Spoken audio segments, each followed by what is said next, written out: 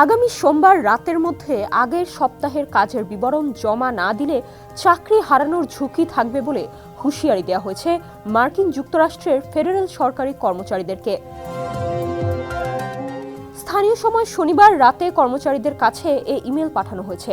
British সংবাদ মাধ্যম রয়টার্সের এক প্রতিবেদনে বলা হয়, স্থানীয় সময় শনিবার এই ইমেলটি পাঠানো হয়। এরপর ট্রাম্প প্রশাসনের ডিপার্টমেন্ট অব গভর্নমেন্ট এফিসিয়েন্সি বা সরকারি কর্মদক্ষতা বিভাগের প্রধান ইলন মাস্ক তার নিজের সামাজিক যোগাযোগ মাধ্যম এক্সে বলেন, এই ইমেইলের উত্তর না দিলে তা পদত্যাগ হিসেবে গণ্য করা হবে।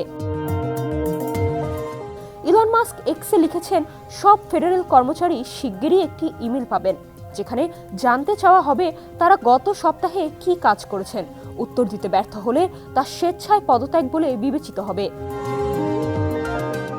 মাস্কের এই পোস্টের কয়েক ঘন্টা আগে প্রেসিডেন্ট ডোনাল্ড ট্রাম্প তার নিজস্ব সামাজিক যোগাযোগ মাধ্যম প্ল্যাটফর্ম ট্রুথ সোশ্যালে শেয়ার করা এক পোস্টে বলেন, ডিওজিইকে আরও আক্রমণাত্মক হতে হবে এবং 23 লাখ ফেডারেল কর্মীর সংখ্যা কমিয়ে সরকারকে ঢেলে সাজাতে হবে। এদিকে সংবাদ সংস্থা রয়টার্স এই ইমেইল যাচাই করেছে।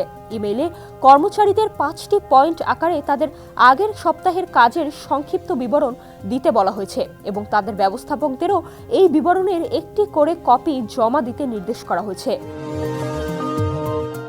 মার্কিন সরকারের অফিস অফ পার্সোনাল ম্যানেজমেন্টের মানব সম্পদ ঠিকানা দিয়ে এই ইমেল পাঠানো হয়েছে।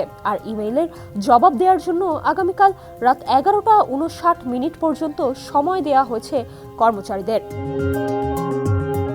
মাঠের অলরাউন্ডার আমি, আর ঘরের allrounder Tylox. Tylox toilet cleaner, clean মানেই টাইলক্স।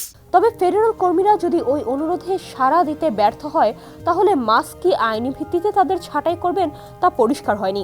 আর যে কর্মীরা তাদের গোপনীয় কাজের বিস্তারিত বিবরণ দিতে পারবেন না, তাদের কি হবে সে ব্যাপারেও ধোঁয়াশা রয়ে গেছে।